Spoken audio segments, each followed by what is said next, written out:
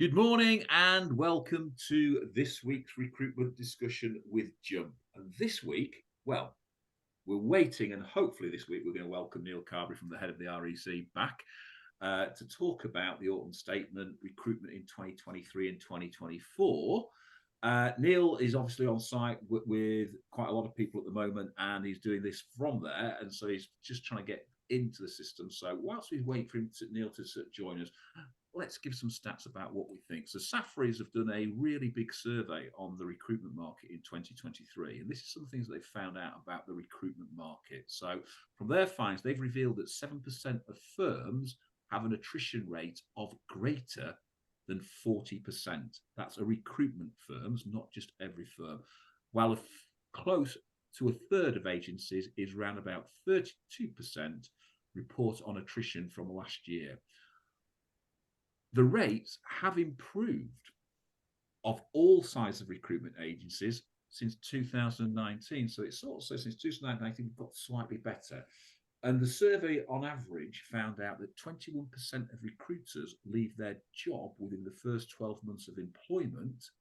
But looking at the firm size, they see that smaller firms appear to be better at keeping their staff than the larger firms.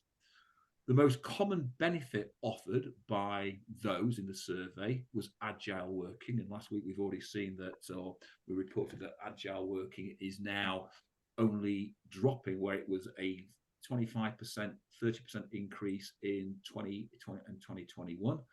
In 2022, that's leveled out a bit. And last year it was only a 1% increase. But it says availability at 93% of firms responded that they are offering flexible working, representing a 29% increase compared to 2019. So even 2019, there was a big increase in flexible working. However, working from home has become the norm post-pandemic, and it's expected that it will benefit hiring, given that 93% of firms say that they offer recruiters flexible agile working, depending on what that looks like. And it's no surprise to find that only 7% of respondents expect employees to be offered a 5-day week. And that's a really interesting conversation, whether that is true. Our survey also revealed that 39% of firms incorporated an average pay increase, okay? And that average pay increase ranged between 2% and 5% last year, while 21% incorporated no pay increase at all. And a more generous 30% say that they incorporated a pay increase between 5 and 10%. Looking at the respondents to the survey to Safri's, they felt that the UK economy outlook by firm size, it appeared that large recruitment businesses are slightly more pessimistic than smaller firms, with 69% feeling that are negative or very negative about the market, and perhaps because they have been hit worse probably by the marketplace than anything else. And unsurprisingly, the biggest challenge faced by firms that Safri spoke to, so 85% of them pointed out that the shortage of job candidates is going to be their biggest challenge, while 73% nominated the candidate shortage in the marketplace of consultants to come and work for them. So the top concern that they spotlighted from 2021 report, it's not surprising that 41% of firms, according to the survey, find holding onto their talent as their biggest challenge. Mr. Carberry has arrived, which is really good. Neil, good morning. How are you? I hope you're well. I'm well, thank you. I mean, the rule of thumb is always double check that if you're on a member site to do one of these, that the room has been booked and you have access to the Wi-Fi. So I'm currently running off the hotspot on my phone, but it's functioning at the moment, and we'll just push through. These are the smoke and mirrors by which the REC runs. Well, welcome, Neil. Nice to see you. Good to see you. All I can say, Neil, is that the look on Dave's and Heather's and Paul's face when you arrived was brilliant, because the first question was coming to them, and we already know that Heather hates the first question. So I'm going to open up with the first question. The autumn statement obviously was out last week. How do you think this is actually going to change the marketplace? Because there's a lot of little things in the autumn statement that sort of recruiters should be very well aware of. So why don't we kind of start from the big and work to the specific in the autumn statement. I don't think anyone should be under any misapprehension about what the Treasury was really telling us last week. If you look at the growth forecasts, there's quite significant OBR growth forecast downgrades from March. So the Treasury, frankly, I think is a bit, the OBR, to my mind, is a little bit pessimistic, overly pessimistic. If you look at our client survey at the moment, it's actually slightly brighter than that on 24. But there's a sense that, you know, the recovery as it comes is slow and steady. It's not quick and bouncy.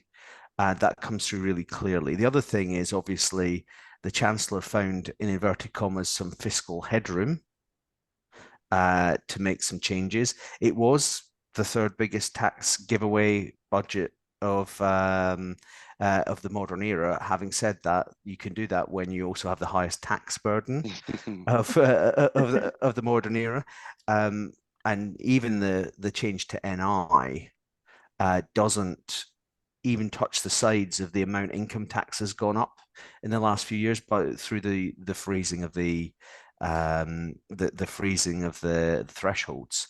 You know, income tax has effectively gone up by 6p in the pound for the average earner in the UK in the last few years because of the freezing of the threshold. So think of cutting NI as giving some of that back. Actually, if you're going to cut tax, cutting NI is quite good because it specifically helps working age people, who are the people who've been hit hardest in recent years. But the other thing is, look at the spending commitments on the other side of an election. There is no way on earth any British government will make those their spending plans. So the first thing I'd say is it felt like an autumn statement by a government that thinks it's going to lose the next election, or thinks that if it doesn't lose the next election, it's definitely going to lose the one after that. And so the problem of kind of what to do about public services is largely punted into 2025. That's important to say because the tax burden is high and will have to come down. But where the politics are is kind of no more austerity. And they're definitely it was a very political autumn statement. If you think about the fact that almost every Conservative backbencher was mentioned by name in the autumn statement, so that other leaflets can say that the Chancellor gave me this because I'm working for you. So that's the overall picture, is that kind of growth's kind of pretty anemic. Now within that framework, I actually think Jeremy Hunt did some really sensible things, and I identify a few that are helpful for the industry. Well, firstly, he didn't do what we spent at the REC a couple of months trying to kill, which was make a big change to healthcare temporary staffing.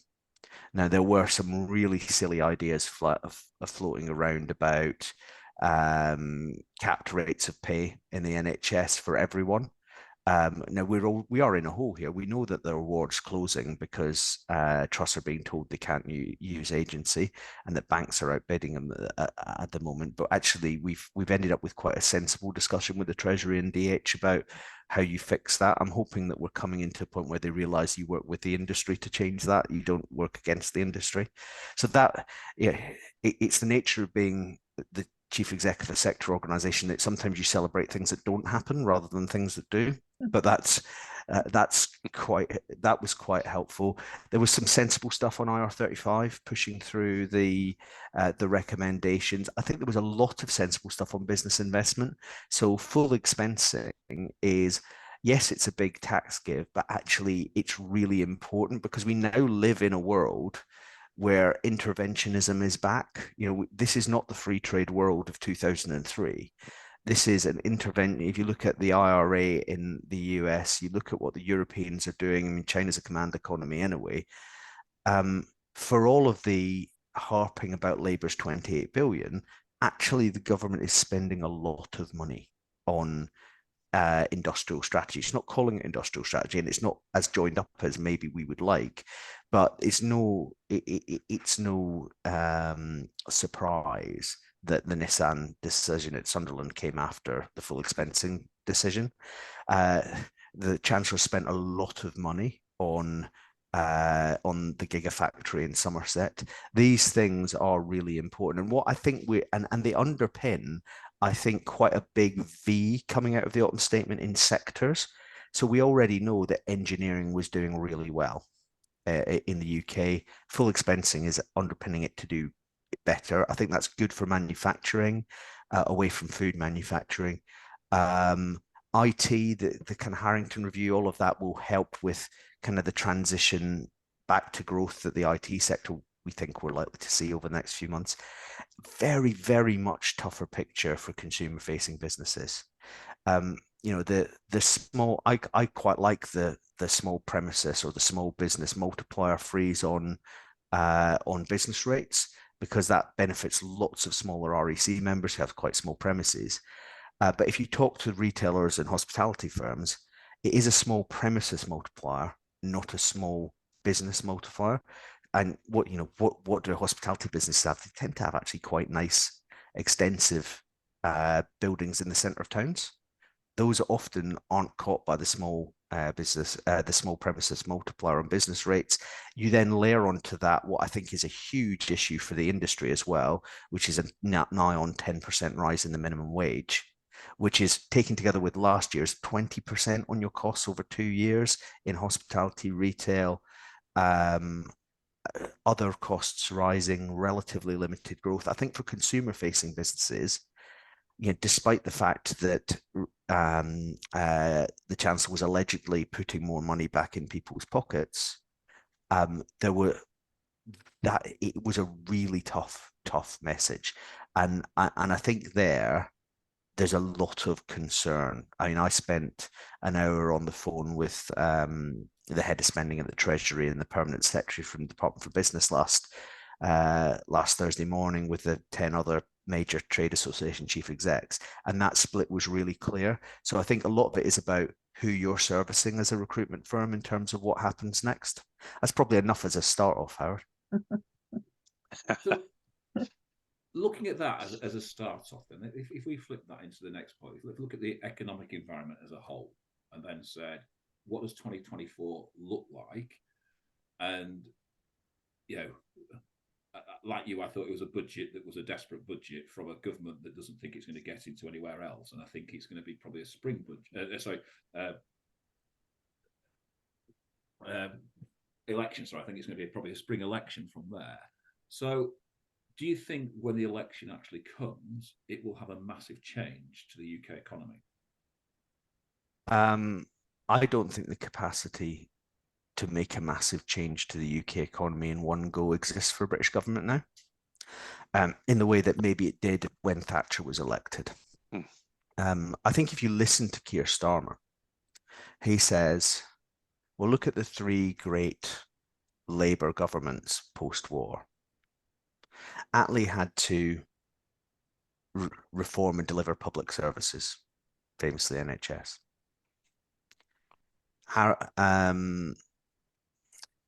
Harold Wilson had to get Britain to compete in a technological age. Tony Blair had to restore the public realm. A Labour government coming to power probably has to do all three of those things, and probably has to do it in a very constrained environment, because they are inheriting the highest tax burden we've had since the war. They are inheriting, they would be inheriting public services in need of spending. And I think the art for any Labour government is to understand the triangle. And the triangle is the only way that you can raise spending and lower taxes is to boost growth. And I think they get that. I listened to Johnny Reynolds last Monday at something I was at, and they get the role of the private sector. They really do. I think that there are some bits around the edges. I'd say that, say, Angela Rayner gets what temporary staffing firms do, gets their economic value, doesn't understand why someone would choose to be a temp. That's an education job for us over the next year. But this is why this language that you hear from all business organizations around industrial strategy is really important. It's not about making stuff in factories. It's about consistency of our economic plan. I think the biggest gap in our national debate, and I do think it's driven by exceptionally short-termist reporting in the press, is the failure for us to appreciate that in 2016, for valid reasons or otherwise, depending on which way you voted, our growth model changed. We ditched the growth model that we'd run with for the previous 30 years. Fine. What's the growth model now? So for Labour coming to power, I think their biggest challenge is people will want results quickly. And in reality, it will take a long time for any government, if the Conservatives are re-elected, to be the same, any government to deliver. I think the benefit that Labour has at this stage is message consistency, in a way that, because they've been in power for 13 years, the Conservatives no longer have it. And you see that right now. This morning, I've been sounding off on Twitter, as is my wont, about this thing that's coming up from the Tory backbenchers, but let's abolish the shortage occupation list, which it allows people to bring people into the country for shortage jobs at lower salary levels. Great. Okay. I don't think that's a good idea, because I like growth, but that's the trade-off. But also, let's just have a look at which employers have been adding people to the shortage occupation list over the last couple of years, because most of them are directly related to HM government. It's nurses, it's care workers. So there's a real lack of intelligent linked up government. And I don't think that a Labour government necessarily will solve that problem. But I do think we're at a point where we need a stronger centre. And if the whole Suella Braverman thing teaches us anything, it's that number 10 is not strong at the moment. No. Does it make any difference, Neil, as recruiters running our businesses into next year, whether there's an early election or whether they hang on till the dying embers of 2024? Will that make any difference to us running a business? Well, that's an interesting question, Dave. I think if you talk to, I've been too downcast. I'm going to be upbeat, okay? And by the way, Thursday, the 17th of October, if you're asking for Carberry's bet. Before my birthday. Well, there we go. We won't speculate as to what you'd regard as a birthday present, Heather. Yeah, I can have a celebration on my birthday with the change of government. Giving it away. Look, I saw the Chancellor last Monday, and he said, I think the United Kingdom share price is undervalued globally right now. And you know what? I agree with him. Nobody dared ask him, why is that, Jeremy? But let's not go there. Yeah, let's not go there. But I talk a lot to the City UK and some of the financial investor groups. They would say right now, if you're looking at the world, you're seeing America with an election next November where there's probably now a better than evens chance of Trump returning, which is broadly seen as kind of, in specific policies, good for business, but in broader terms, completely unpredictable. China's growth is slowing down. France, post-Macron, nobody knows. You've had the Dutch election last week. Germany doesn't look like it's in a great space. Actually, next to pack, because remember, when you're running from a tiger, you only have to be not last. Britain suddenly looks all right. So Rishi Sunak's government has at least stopped doing the mad stuff. Asterisk, apart from cancelling HS2. Sorry, it's my hobby horse. The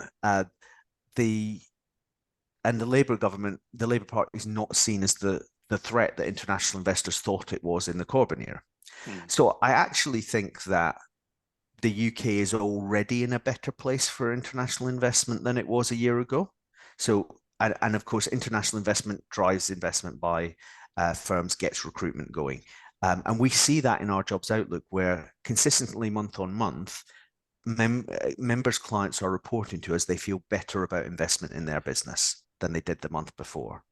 And now that's a leading indicator. It will take a long time to come through, but actually I think there's a chance we have quite a good middle of next year. But to the point about an election, what an election can do is it can really underpin consistency. So if we have, I don't think it matters too much if we have a May or an October election. I think it's quite damaging if we have a January 2025 election. not least because I am completely uninterested in people campaigning at me over Christmas 2024. But as we come out of that election, when we actually saw this in 2019, business likes consistency. Yes. You can invest. Yeah, it can be bad consistency or good consistency, but you know where you stand. Yeah. And we saw quite a big bounce in December, January, early February 2020, post the 2019 general election.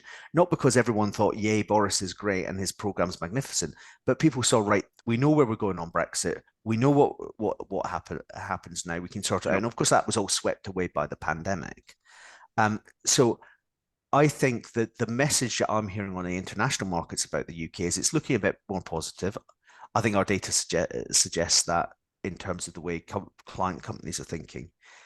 But as well as that, if we're going to get a result, if Keir's coming in, we want him to have a chunky majority. What we don't want is a three-party coalition that might fall over next week. And I think that's the way an election might affect growth. I think if you got a really clear election result where people suddenly thought, right, that's the 24 election, the next election's in 29, we can see what the plan is. I think that will have quite a good additive effect to confidence in decision-making in clients. Just a point about investment, Neil. I was at a conference quite recently where there were a number of venture capital organizations talking about their strategies. And just to back up your point, they were saying that there was very precious little investment going on at the moment, but they had, in many instances, quite a nest egg to spend, and they had to spend it. And that their view was that they would probably look into this year with a view to really increasing their level of investment. And so I think that your point about investing is important. If they know what's going on and they're feeling more comfortable, and based on the fact that I heard firsthand from these organizations that they have money that they need to spend, they need to invest it. I think when you look into next year, there's a reasonable chance that we'll start to see some movement from organizations beginning to invest. And that, of course, then spills into companies then wanting to take on more staff because of growth opportunities and confidence returning into the candidate market, where candidates begin to feel that they are safe to start looking at moving and changing jobs once again. See, that I think is a really important point, Paul, because if you've got this dichotomy in the labour market at the moment, where you've got some sectors are really still sort of struggling with candidate shortages. There, the problem is everyone, look at our client survey, right? +6, we're getting gently more confident in our business. -30, everyone else is shafted. And client, there's not a million miles of difference on economic and wider outlook from between clients and candidates. So in those shortage sectors, building up encouragement for people to be willing to move is important.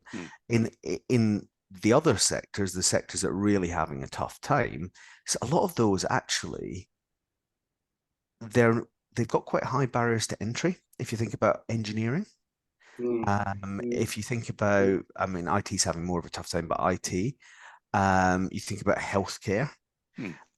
It takes quite a bit of confidence for someone to think, nah, actually, I'm going to become a nurse.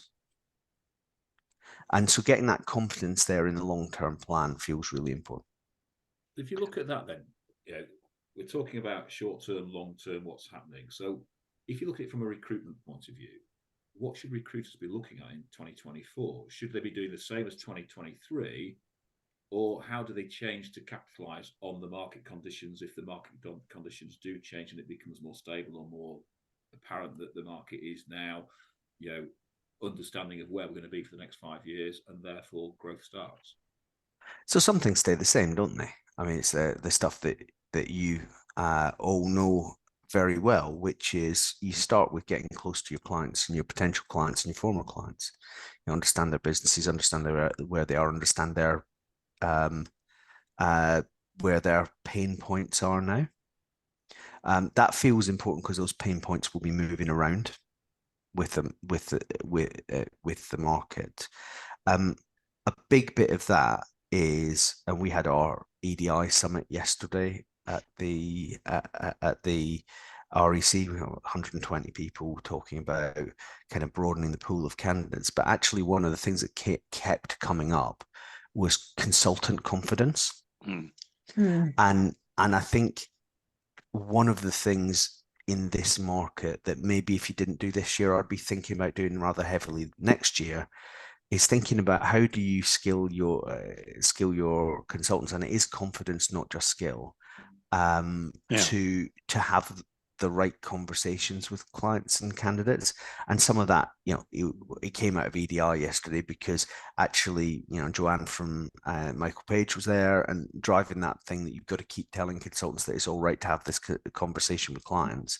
But the same is true on technology in the industry. The same is true on trends. What we are seeing is businesses who are doing a bit of that kind of shaping of the market for their clients, consistently finding a better path in tough times. And you'd hope that plus specialism, I've seen a big move to specialism at the moment.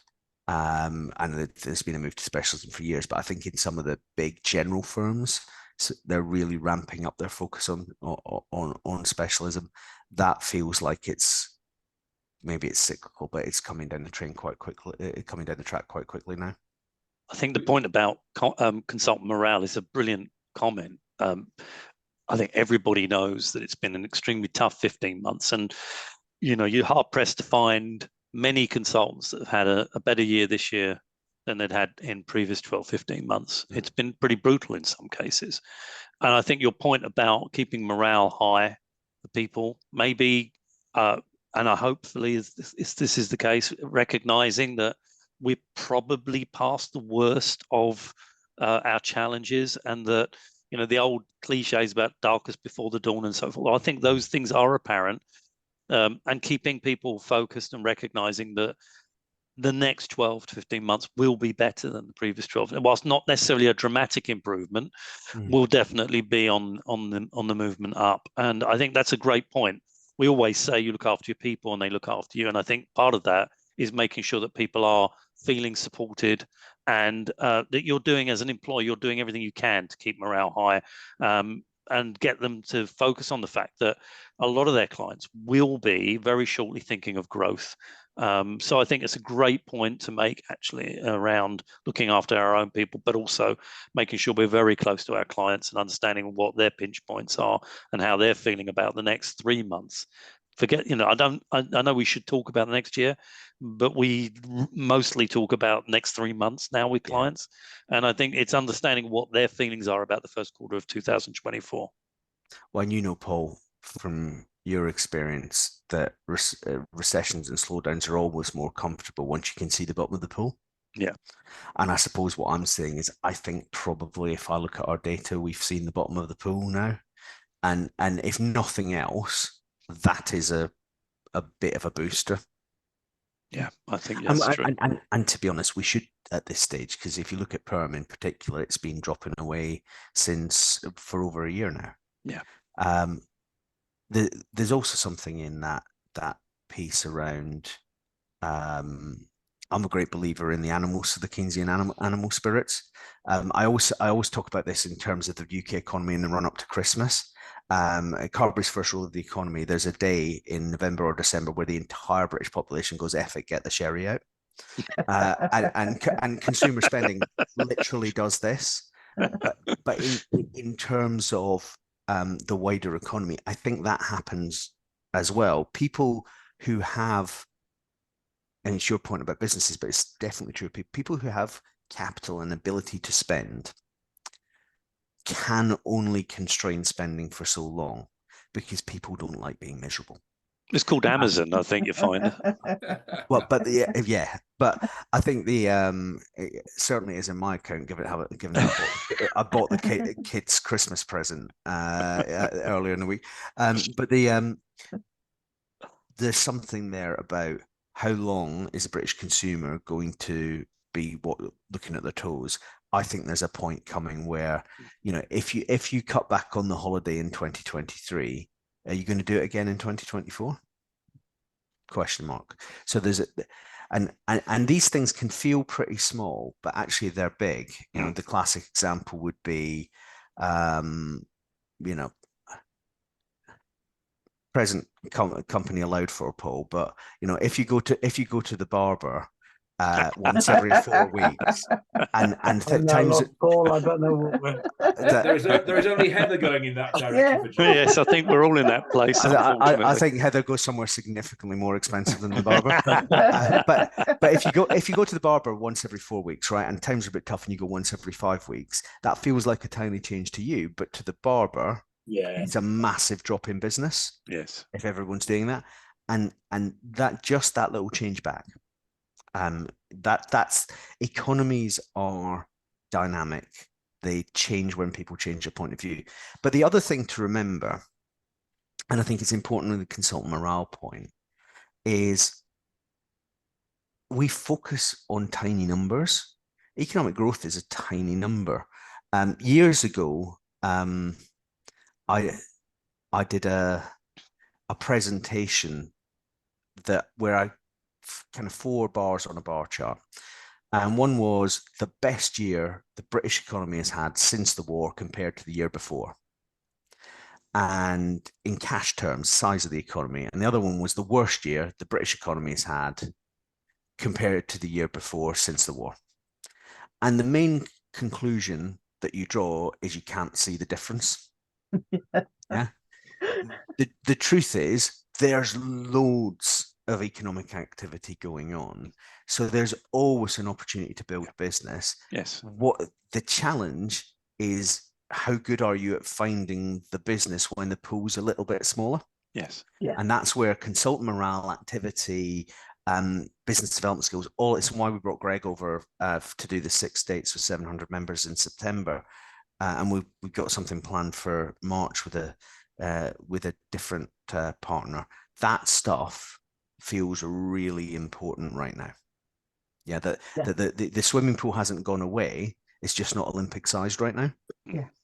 So I think I was always said when I was in recruitment, there shouldn't be a recession for a recruiter. You're either a recruiter that's got clients that are buying, or you're a recruiter that's looking for clients that buy. If you're not one of those two, you're a recruiter that's failing. And that's the way it looked. And from there, a lot of the research I'm reading, then it'd be interesting sort of looking at what recruiters should be doing.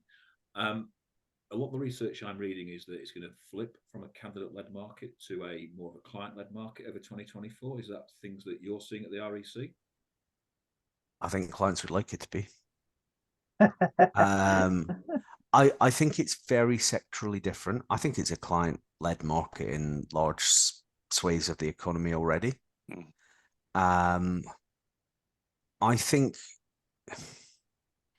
I think our biggest challenge and our biggest opportunity as recruiters right now is that clients think the economy has been poor for a couple of years, ergo I can have what I want on the down low. And by the way, you're all coming back 5 days a week, and I might let you see your family once on a Saturday. And on the flip side, we've got a load of candidates who think I never have to go anywhere near an office again. Yeah. Yes. And actually, and asymmetry of information like that is a pain in the bum, but it's also a massive opportunity. Yeah. And you come right back to skilled consultants. I do think that the market will steadily get a little bit looser through 2024. I think unemployment will rise a little bit. I don't think that will necessarily resolve some of the shortages that we have. I mean, we said unemployment will not get to what anyone would call even medium levels for the UK. It's still low now. I think the big thing that clients need to understand is that probably what they're seeing now and they'll see through early 24 is what a loose British labour market looks like now. We just live in a world where the labour market, the labour market is tighter than it was in previous cycles. In fact, one of the big challenges for us economically is how much inflation is actually embedded by the fact that our labour market is so tight. So growth comes back, we start to meet that growth. Being Britain, we meet more of it with labour than with capital. bang, inflation's back. And this time we're not importing it from oil prices. That for me is the big macroeconomic challenge for the Bank of England and so macro fiscal for the Bank of England, macroeconomic for the Chancellor, which is, how do you, and this is again why any industrial strategy that works is a workforce strategy. How do you really carefully work out where you need the human beings to be, support the training that needs to happen in businesses to do that? And I think our industry has a massive role to play in that. And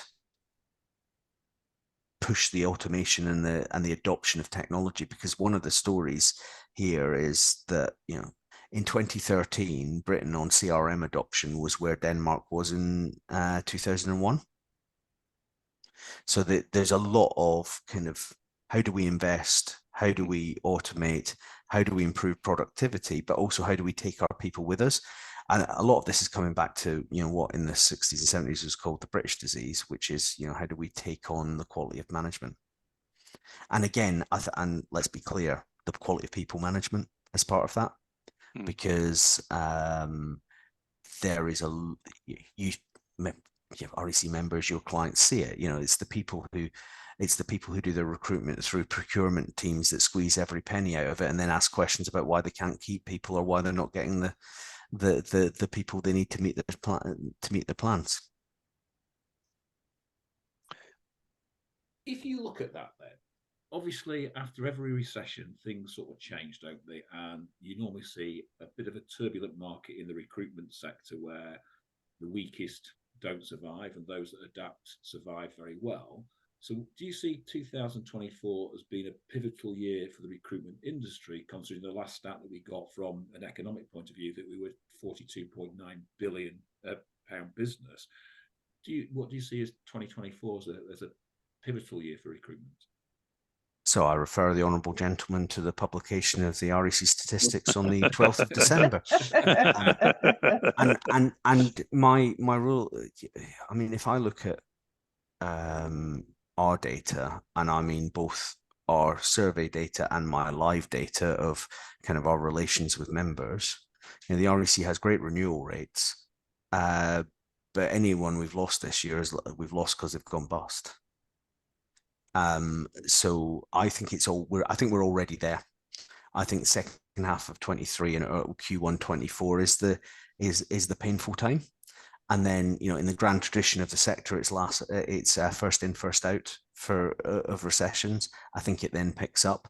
We're definitely seeing, I think we'll continue to see a trend of consolidation.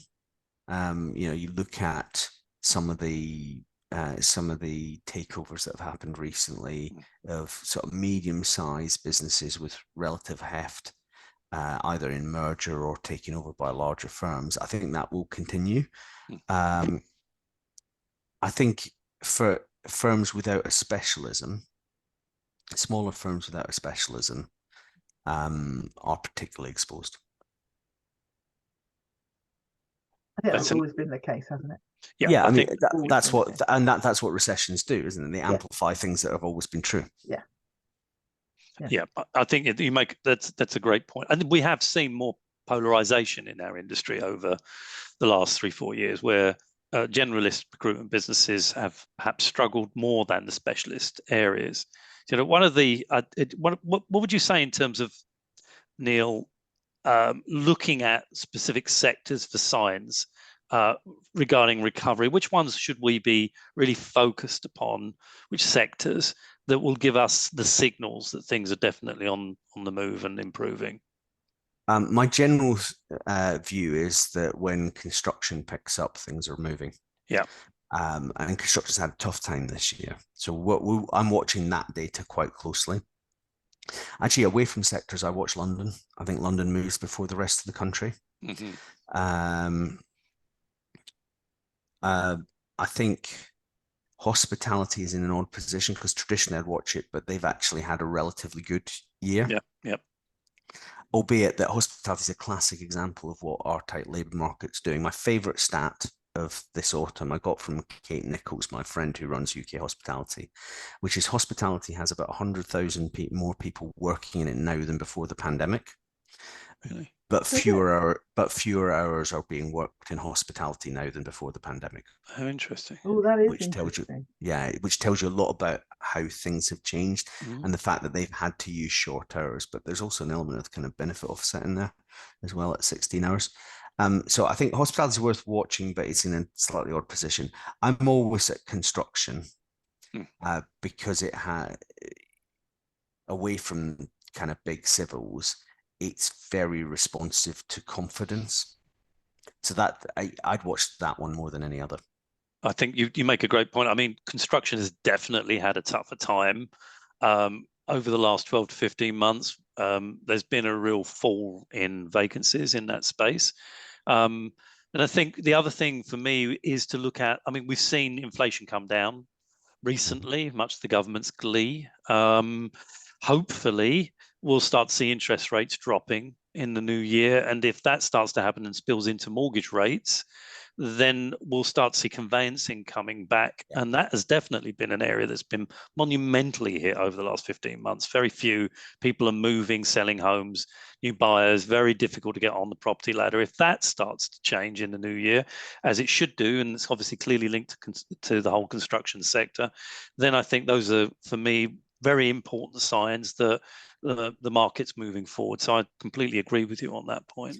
Well, and also if we can get house building driving, because one of the big challenges, I mean, I'm sitting here in central London. One of the big challenges is that some of our major cities are becoming unlivable for normal people because you just can't afford to live there. And the only answer to that is to build a load of houses. And what's probably the most pleasing thing about the political debate in the last year is that actually political parties are starting to talk in terms of, we are just going to have to overrule local areas that don't want to build anything ever again in favor of building places for their kids to live. One of our issues, and you see it with the grid debate in the last 24 hours, one of our issues as a country is our MPs have got quite used to behaving like local councillors.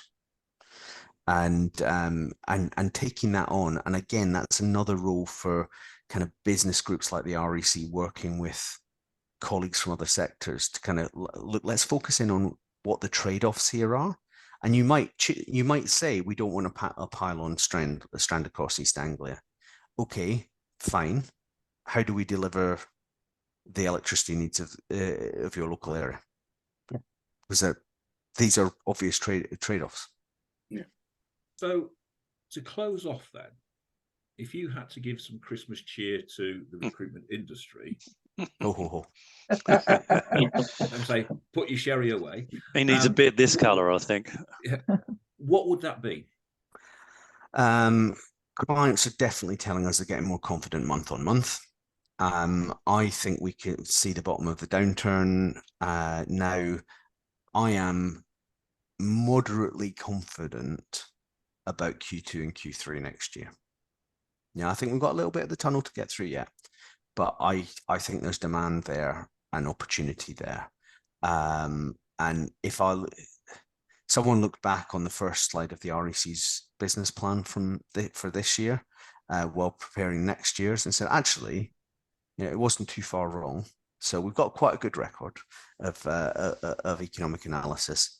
I'm in this space, Howard, of we're nearer the end than the beginning. And that doesn't mean it's not tough, but I do think there's demand and it's coming. Lovely, cheery end. That's a good end. We like that. We do like that. It didn't contain any alcohol being sent through the post, so I know. So we had the REC Awards on Thursday night, and then I'm still recovering. As is my want, I had to get on a plane early on Friday morning to go to the Irish Awards, and my Saturday morning was spoiled by the fact that I made James Osborne buy a load of exceptionally expensive Irish whiskey in the bar about midnight on Friday night. As I said to him, Dublin is the only city in the world where I will consent to drink a whiskey that is not distilled in the only country that produces decent whiskey. You've been to Japan then? Sayonara, sunshine. It's a good way to finish. Neil, as always, it's really insightful when you come on. You sort of really put the market into sort of or position the market in how it should be positioned.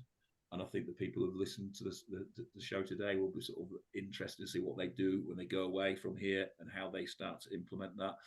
You know, I think we've all started to see those green shoots coming out in the marketplace everywhere. With yes, some are a little less green than others, but they're all starting to green up, and we're starting to see that. And I think that's a really good position to start moving into 2024.